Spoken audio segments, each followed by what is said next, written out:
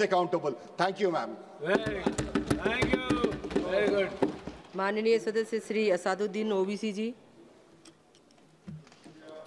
मोहतरमा चेयरमैन साहिबा, मैं शुरुआत में अपनी तरफ से ताज़ियत पेश करना चाहूँगा उन 26 लोगों को जिनका नाम पूछकर और मुसलमान नहीं होने के नाते पर उनको गोली मारकर कत्ल कर दिया गया।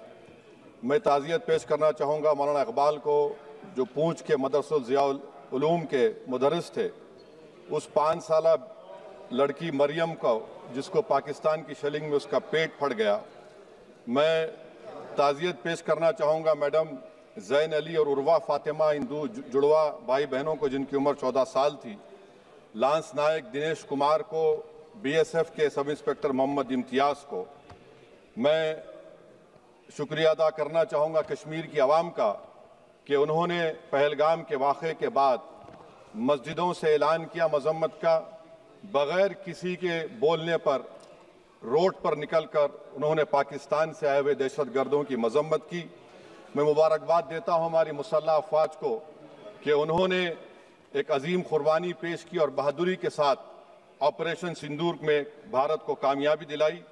मैं मुसल्लह अफवाज ने पहले 9 दहशतगर्द ठिकानों पर उनको निशाना बनाया और सबसे मेरी नज़र में जो दहशतगर्दी के दिल पर हमला हुआ वो भावलपुर का था और 6 एयरफील्ड, 3 हैंगर और 2 रनवेज को हमने तबाह किया।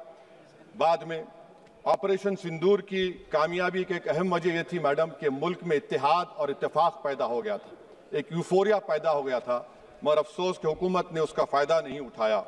मैं आज भी कह रहा हूँ, जिम्मेदारी के साथ कह रहा हूँ कि पाकिस्तानी फ़ौज, पाकिस्तान की ISI, पाकिस्तान का डीप स्टेट, उनका हयाती मकसद ये है कि हमेशा भारत को कमज़ोर किया जाए और अगर हमको इन ताकतों को कमज़ोर करना है तो देश में इत्तेहाद और इत्तेफाक को बरकरार रखना पड़ेगा।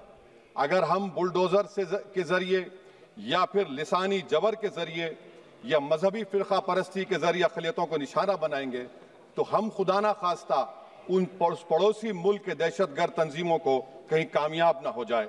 मैडम, मैं आपके सामने ये भी कहना चाहूँगा कि इत्तेहाद और इत्तेफाक इस मुल्क में जब मजबूत होगा तो हमको बैनुल-अक़वामी सतह पर दिखाने की ज़रूरत नहीं पड़ेगी।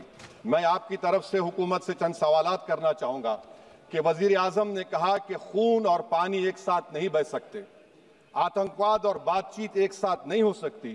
तो मेरा सवाल आपके ज़रिए से वज़ीर आज़म और हुकूमत से ये है, फिर जिन इंसानों को बैसारा की वादी में मारा गया था, क्या आपका ज़मीर इस बात की इजाज़त देता है कि आप ट्रेड बंद कर दिए, पाकिस्तान का एयरक्राफ्ट हमारे एयर स्पेस में नहीं आ सकता, उनकी कश्ती हमारे पानी में नहीं आ सकती, ट्रेड खत्म हो चुका है डायरेक्ट इनडायरेक्ट ट्रेड, आपका ज़मीर जिंदा क्यों नहीं है? किस सूरत से आप पाकिस्तान से क्रिकेट मैच खेलेंगे जब हम पानी नहीं दे रहे हैं? 80% पानी पाकिस्तान का हम रोक रहे हैं, ये कहकर के पानी और खून नहीं बहेगा, आप क्रिकेट मैच खेलेंगे? मैडम, मेरा ज़मीर तो गवारा नहीं करता कि मैं उस मैच को देखूंगा।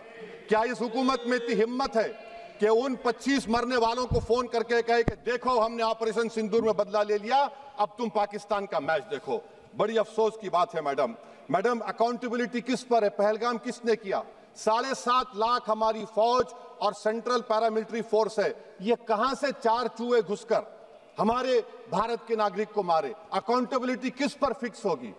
LG पर फिक्स होगी तो LG को बरतरफ करिए, IB पर आती है तो एक्शन लीजिए, पुलिस पर आती है तो एक्शन लीजिए, मगर आप ये समझ रहे हैं कि ऑपरेशन कर दिया और हम खामोश लोग भूल जाएंगे। अकाउंटेबिलिटी फिक्स करना पड़ेगा। मैडम, डिटरेंस आपकी क्या है? आपने सर्जिकल स्ट्राइक किया, आपने बालाकोट किया, फिर ये पहलगाम हुआ, तो आपकी डिटरेंस की पॉलिसी नाकाम साबित हुई। कश्मीर की पॉलिसी